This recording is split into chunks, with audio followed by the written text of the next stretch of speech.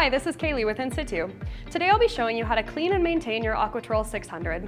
If you're pulling your instrument in from the field after a long deployment, this video will help you know exactly what you need to do to get your sonde ready to redeploy. If you'd prefer, you can always send your sonde in for factory maintenance and calibration, and our service team will take care of all of these steps for you. Call technical support to get the process started, and always make sure to clean the sonde before shipping it. If you'd prefer to perform routine maintenance yourself, you can order one of these maintenance kits off of the In-Situ website, and it includes all of the replacement parts you need. Grab your maintenance kit and the supplies on the screen, and let's get started. We'll start by replacing the batteries. Remove the battery cover from the back of the instrument. Replace the batteries with two new D-cell alkaline batteries. Never use lithium batteries or mix old and new batteries. Locate the Allen wrench in the back of the battery compartment. If you need a new Allen wrench, there's one included in the maintenance kit for you. Use the Allen wrench to slide the desiccant capsule out of its port.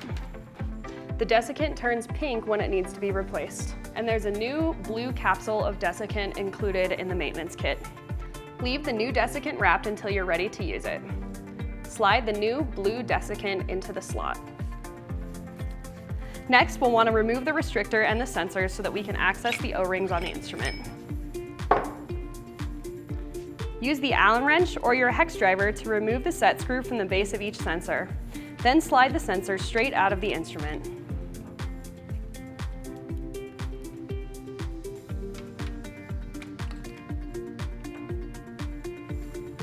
We'll want to remove all 4 sensors and the wiper or the wiper port plug.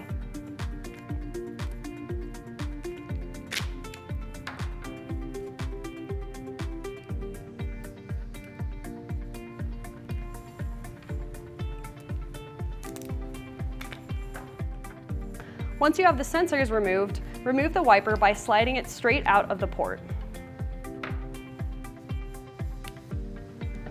Next, we can replace the brush on the wiper.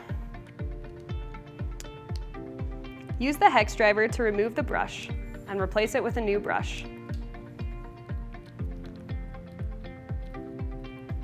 Tighten the screw and check that the brush is secure.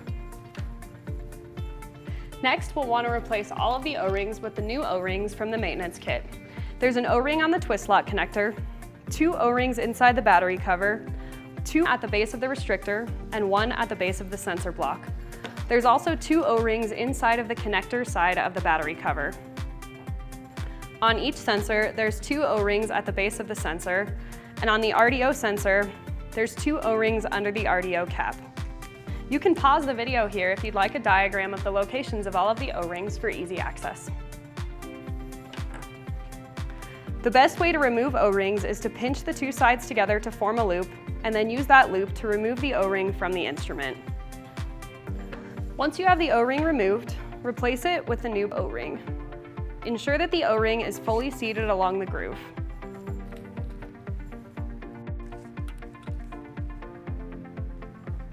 For smaller O-rings, like the O-rings at the base of the sensors, it's the same process. Pinch the ends together to form a loop, and then gently remove the O-ring from the groove.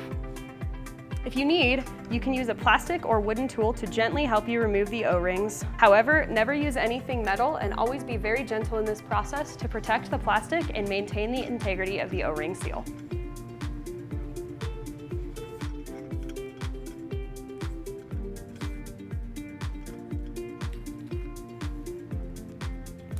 Apply a thin layer of grease to the outside of each O-ring after replacing.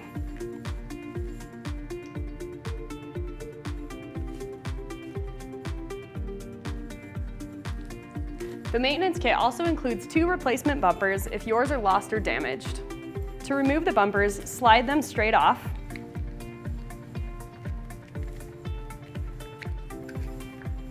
And slide the new bumper into place.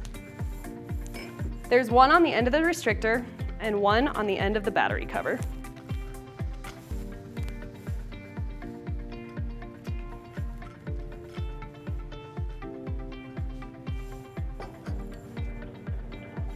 Replace the hex driver in the back of the battery cover and reinstall the battery cover.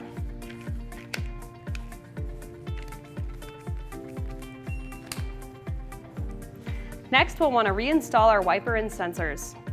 Ensure the wiper is properly aligned and slide it straight into place. Slide each of the 4 sensors into place. Ensure that each sensor slides into the blue slot on the wiper so that it is properly seated.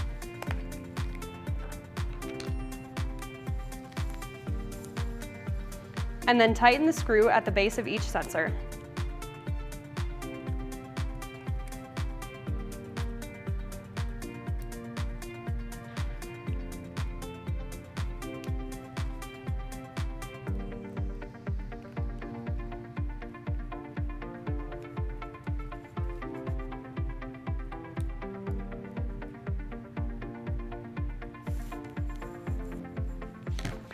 Rinse the sensors thoroughly.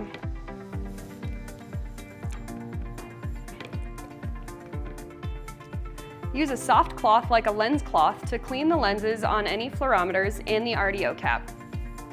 Never use solvents or abrasives to clean the RDO cap or any lenses. Replace the RDO cap if it shows any signs of wear or damage.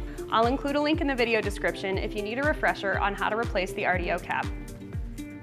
If you have a pH ORP sensor or any ISE sensors like nitrate, ammonium, or chloride, you may wish to replace the sensor fill solution and reference junction and calibrate these sensors. I'll include a link if you need a refresher on this process as well. Reinstall the restrictor in calibration mode with the holes toward the center of the instrument so that we can calibrate the sensors with our In-Situ mobile app.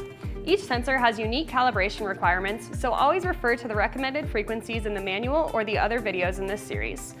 If you're going to be deploying a fleet of Aqua TROLLs, you can save time and calibration solution by batch calibrating multiple sensors together. I'll include a link in the video description if you'd like more information on this process. If you're going to be storing the sensor for a while with any ISEs or a pH ORP sensor installed, make sure to add a little bit of In-Situ storage solution into the restrictor and then reinstall the end cap.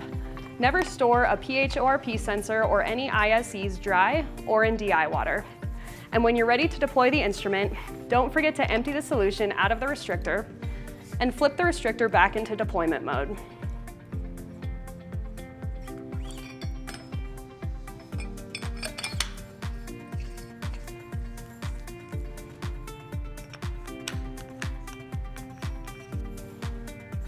Your Aqua TROLL 600 is now ready to deploy in the field.